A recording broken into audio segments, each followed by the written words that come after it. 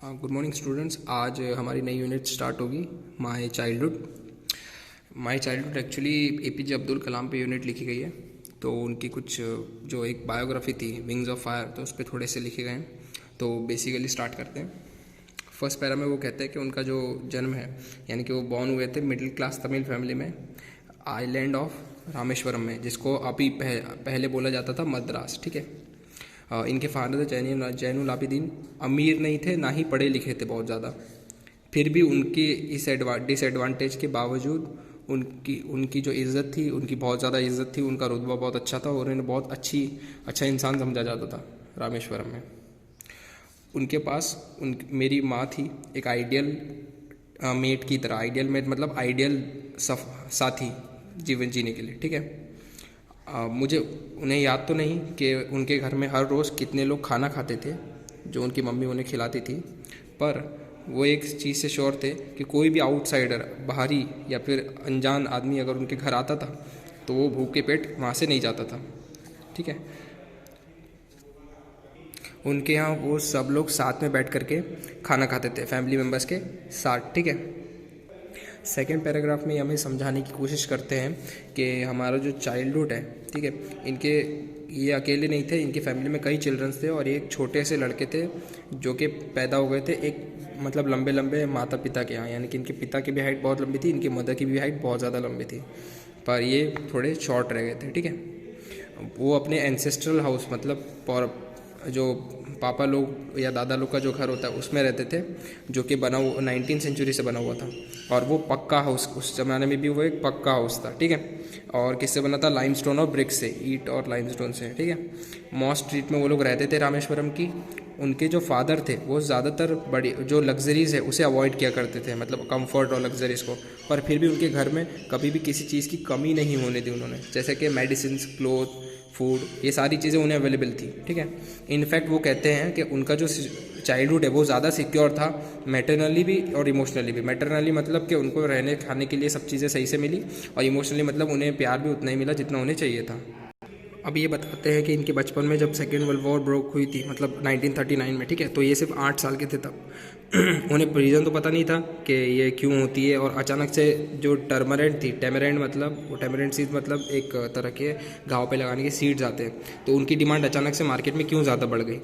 उनकी सीड्स को कलेक्ट करते थे, उन्हें बेचते भी थे शॉप्स में, ठीक है, मस्जिद के पास की। और एक दिन की कलेक्शन उन्हें कुछ पैसे दे देते थे, ठीक है, सम आना कुछ आने तक के। इनके जो ब्रदर इन लॉ थे, यानी कि इनके जीजा जी जलालुद्दीन, वो उन्हें कई स्टोरीज बताते थे वॉर के बारे में, जो कि उन्हें हमेशा याद रहती थी। ठीक है। जो कि कई बार उन्होंने दिनामनी उसमें हेडलाइंस मतलब न्यूज़पेपर में ही पढ़ी थी। उनका एरिया आइसोलेटेड था पूरी तरह से और अनअफेक्टेड था वॉर से, मतलब वहाँ पे झगड़े वगड़े नहीं हो रहे थे। पर सून इंडिया को भी फोर्स किया गया एलाइड फोर्स बनने के लिए, मतलब कि वर्ल्ड वॉर में ज्वाइन होने के लिए। कुछ ऐसा लगता था कि उनके स्टेट में इमरजेंसी डिक्लेयर हुई है, ऐसा लगने लगा था। पहली कैजुअलिटी उनकी स्टेट में तब हुई जबकि एक सस्पेंशन हुआ ट्रेन हॉल्ट का रामेश्वरम स्टेशन पे। ठीक है। मतलब ट्रेन को रोका गया और लूटा गया। और अब न्यूज़पेपर जो थे वो ट्रेन रुकती नहीं थी, उसे चलती ट्रेन से फेंका जाता था रामेश्वरम रोड पर। ठीक है। रामेश्वरम और धनुषकोडी के बीच में। ठीक है। तो उसके बाद उनके जो कज़न थे शमसुद्दीन, जो कि पेपर डिस्ट्रीब्यूट करते थे रामेश्वरम में, उनके राइट हैंड बनने की इन्होंने कोशिश की, मतलब उनकी हेल्प करने की इन्होंने कोशिश की। ठीक है। बंडल्स को ले जाने के लिए, और नेचुरली तो उन्होंने वो स्लॉट भर दिया। ठीक है। शमसुद्दीन ने उन्हें हेल्प की उनके पहला वेज कमाने में। वेज मतलब पहली कमाई। ठीक है। हाफ सेंचुरी लेटर मतलब 50 साल बाद भी उन्हें आज भी वो पहली अर्निंग का जो पैसा था उसकी खुशी आज भी उन्हें है। ठीक है। वो कहते हैं कि सबको अपने चाइल्डहुड में कुछ इनहेरिटेड कैरेक्टर जो बनते हैं वो बड़े होकर के, वो उन्हें संस्कार उन्हें बचपन में दिए जाते हैं, सोशियो इकोनॉमिक मतलब सोसाइटी की तरफ से, और इमोशनल एनवायरनमेंट से भी। ठीक है। कई तरीके से ट्रेन किया जाता है, उन्हें अथॉरिटी करती है, मतलब जो आसपास का हमारा माहौल है वो हमें करता है कि हम लोग कैसे रिएक्ट करते हैं चीज़ों पर। ठीक है। वो कहते हैं कि मैंने ऑनेस्टी और सेल्फ डिसिप्लिन, मतलब सच्चाई और जो सेल्फ डिसिप्लिन, यानी कि एक तरह से सूटेबल तरीके से रहना, तो वो किससे सीखा उन्होंने? अपने फादर से। और उनकी मदर से उन्होंने सीखा है कि गॉड में फेथ और डीप काइंडनेस, मतलब सरलता और एकदम नम्रता, के बहुत नम्र स्वभाव से किसी से बात करना। और उनके 3 सिस्टर और ब्रदर और सिस्टर ने भी यही सब सीखा था। उनके 3 क्लोज फ्रेंड्स थे, रामानंद शास्त्री, अरविंदम, शिवप्रकाशम, ठीक है। तीनों बॉयज़ हिंदू ब्राह्मण फैमिली में से थे।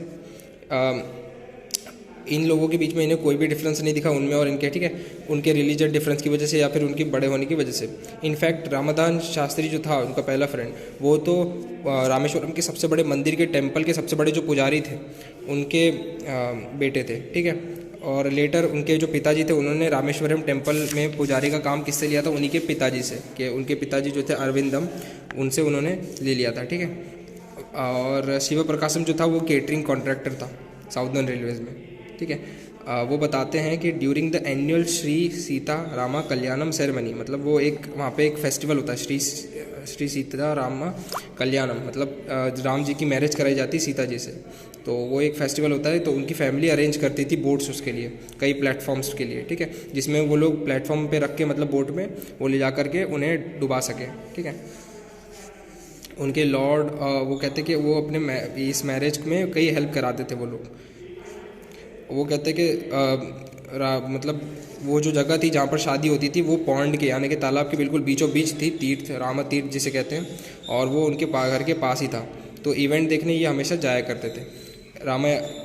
ये कहते हैं event from Ramayana, from the life of prophet were the bed time stories, मतलब इनकी जो दादी थी ये इन्हें, इनकी मम्मी और इनकी दादी इन्हें स्टोरी सुनाया करती थी रामायण की और प्रॉफिट की। प्रॉफिट मतलब पैगंबर जो होते हैं मुस्लिम्स में, उनकी स्टोरी सुनाया करती थी। और वो कहते हैं कि ऐसे ही उनका चिल्ड्रन, मतलब उनका बचपन निकला है। उन्हें एक इंसिडेंट याद है स्कूल का, जब वो एक दिन अपने 5th स्टैंडर्ड में थे तो उनके जो रामेश्वरम एलिमेंट्री स्कूल था वहाँ पर एक नया टीचर अपॉइंट हुआ था। तो उस टीचर ने इन्हें देखा, जैसे कि ये एक कैप पहनते थे क्योंकि ये मुस्लिम थे, तो एक सर पे कैप पहना करते थे और इनके बाजू में हमेशा की तरह रामानंद शास्त्री बैठता था, रामानंद शास्त्री, ठीक है, जो कि उनके हिसाब से, मतलब हिंदुज़म के हिसाब से सेक्रेट कपड़े पहनता था। तो वो बताते कि उस टीचर को हज़म नहीं हुई ये बात कि एक हिंदू प्रीस्ट यानी कि हिंदू पंडित का बेटा एक मुस्लिम लड़के के बाजू में कैसे बैठ सकता है। तो उन्होंने क्या किया कि इस सोशो इकोनॉमिक, उन्हें ये सब अच्छा नहीं लगा देखने में, इतने भाईचारा। तो उन्होंने क्या किया कि इन्हें उठाकर कहा कि पीछे जाके बैठ जाओ अब्दुल कलाम। तो उन्होंने अब्दुल कलाम को पीछे बैठा दिया। ये बात इन्हें बहुत बुरी लगी, इन्हें दुख भी हुआ और रामानंद शास्त्री को भी हुआ। वो बड़े नीची नज़रों से होकर पीछे गए, मतलब सर झुका करके पीछे लास्ट रो में गए और उनकी इमेज बहुत रोती हुई लगने लगी। तो ये हमें एक हल्का मैसेज भी दिया है कि कभी भी हमें किसी के साथ भी जाति के आधार पर कभी भी किसी के साथ भेदभाव नहीं करना चाहिए। जैसे ये इंसिडेंट होता है तो ये घर जाते हैं, तो घर जा कर के ये लोग अपने अपने माता पिता को बताते हैं। तो लक्ष्मण शास्त्री जो रहते हैं, जो रामानंद शास्त्री के पिताजी, वो जाते हैं स्कूल और वो उस टीचर को बुलाते हैं सबके सामने और उन्हें कहते हैं कि आपको कभी भी छोटे बच्चों के दिमाग में ऐसा जहर नहीं घोलना चाहिए लोगों के बीच में, जात पात का और धर्म का। वो कहते हैं कि उन्होंने टीचर को कहा कि या तो आप माफ़ी मांग लीजिए या तो स्कूल छोड़ दीजिए। तो सिर्फ उसने माफ़ी नहीं मांगी बल्कि बहुत ज़्यादा स्ट्रॉन्ग कन्विक्शन यानी कि बहुत ज़्यादा अच्छे से सीख मिली उन्हें लक्ष्मण शास्त्री के द्वारा, जो कि उस यंग टीचर को हमेशा याद रहेगी। इनकी स्कूल में इनके एक टीचर होते थे, स्मॉल सोसाइटी में वो रहते थे, ठीक है, जहाँ पे कोई भी जात पात का धर्म का कोई भी बंधन नहीं था, मतलब अलग अलग सब लोग साथ में रहा करते थे। तो वो कहते कि उनके एक साइंस टीचर थे जिनका नाम सुब्रमण्यम अय्यर था और वो एक ऑर्थोडॉक्स ब्राह्मण, मतलब प्योर ब्राह्मण फैमिली से थे। और उनकी वाइफ जो थी वो बहुत कंजर्वेटिव थी, मतलब कि बहुत ज़्यादा बचने वाली, मतलब क्या है कि वो ज़्यादा लोगों से घुलती मिलती नहीं थी दूसरे धर्म वालों से, ठीक है। और उनके हस्बैंड उसकी उल्टे। सुब्रमण्यम अय्यर हर बार कोशिश करते थे कि वो सोशल बैरियर तोड़े और लोगों को अलग अलग धर्म के मिलाने की कोशिश करें। और उन्होंने कई घंटे मेरे साथ बिताए, उन्होंने बताया कलाम ने, और कहा उनसे कहा करते थे कि कलाम, मैं चाहता हूँ कि तुम अच्छे से पढ़ो लिखो और बहुत ज़्यादा पढ़ो लिखो और लोगों को सीख दो कि धर्म और जाति को लोग हटा दें।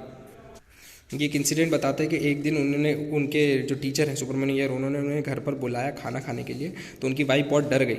उनकी वाइफ को डर लगा कि एक मुस्लिम बॉय मेरी पवित्र किचन को मतलब अपवित्र कर देगा, तो उन्होंने खाना देने से मना कर दिया। तो सुब्रमण्यम अय्यर ने इस बात से ना तो वो गुस्सा हुए और ना ही चिढ़े। उन्होंने क्या किया कि वो खुद गए किचन में और उन्होंने उनके हाथ से उन्हें खाना सर्व किया और उन्होंने ये मील भी ली, मतलब APJ अब्दुल कलाम ने। उनकी वाइफ ये देखती रही पीछे किचन से झांक करके और उन्हें वंडर हुआ कि वो कैसे, मतलब अपने इन्हें वंडर हुआ कि इनकी जो मतलब उनकी जो वाइफ थी वो पीछे से देख करके ये देखना चाहती थी कि हमारे खाने में कितना ज़्यादा फ़र्क है, पर उन्हें वंडर हुआ कि शायद ही उन्हें कोई डिफरेंस दिखे, जैसे कि वो पानी पीते थे या कोई भी काम करते थे तो उन्हें कैसा डिफरेंस दिख रहा था अपने वालों में से।